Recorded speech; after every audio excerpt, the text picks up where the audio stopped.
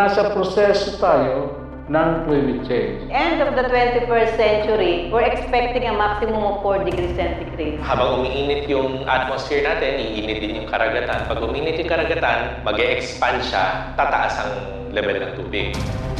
Even a 1 degree increase in temperature will affect the intensity of storm. Magbubunga ito ng mas lalong matinding pagbaha. Maraming maiiba.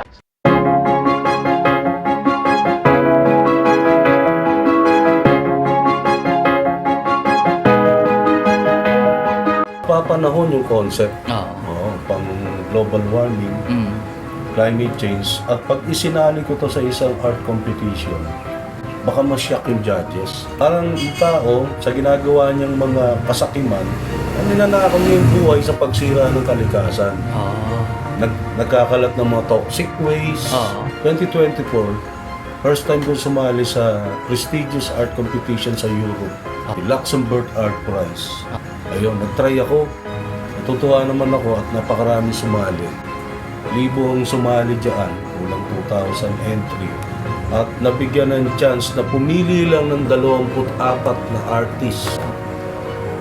Taon-taon, ganun ang ginagawa nila, 24 lang. So, isa po kayo dun sa top 24? Yan, Ayun. isa ako dyan. Oo.